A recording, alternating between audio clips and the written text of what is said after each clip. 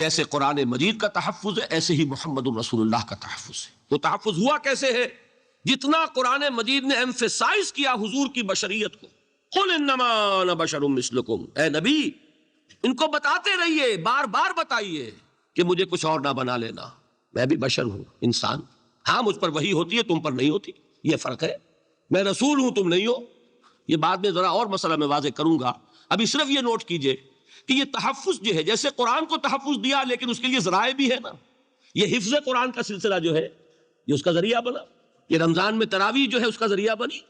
ہمارے ملکوں کے اندر تو حفاظ کو مسجدیں نہیں ملتی، تلاش کرتے پھرتے ہیں، اور ایک جیسا کہ اینول جشن ہوتا ہے قرآن مجید کا، ہر حافظ اپنا حفظ تازہ کر رہا ہے، حفاظ لگے ہوئے ایک دوسرے کے ساتھ تازہ کرنے میں۔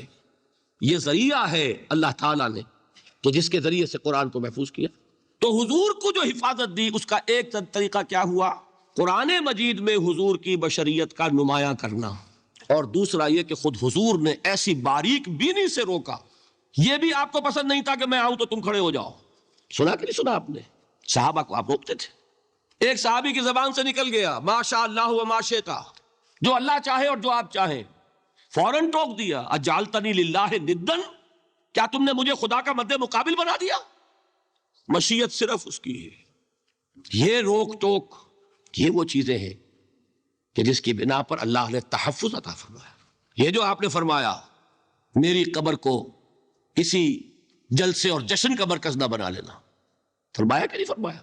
اللہ تعالیٰ لعنت فرمائے بنی اسرائیل پر کہ انہوں نے اپنے نبیوں کی قبروں کو وہ میلہ گاہ بنا لیا۔ یہ ساری وہ ہیں، یہ تحفظات ہیں، یہ بچاؤ ہے، یہ امت کو متنبہ کیا جا رہا ہے کہ محبت اور عقیدت کا غلو جیسے پہلے ہوا، یا اہل الکتاب لا تغلو فی دینکم، اے کتاب والو اپنے دین میں غلو سے کام نہ لو۔ یہ غلو محبت، غلو عقیدت ہے جس کی بنا پر وہ خدا کے بیٹے بنا دیے گئے، اور اگر وہ ہوتا یہاں اللہ کا نہ معلوم اللہ کے برابر کس طریقے سے حضور کو بنا دیا جاتا، لیکن قرآن نے خود حضور نے اس کی پیش بندی کی۔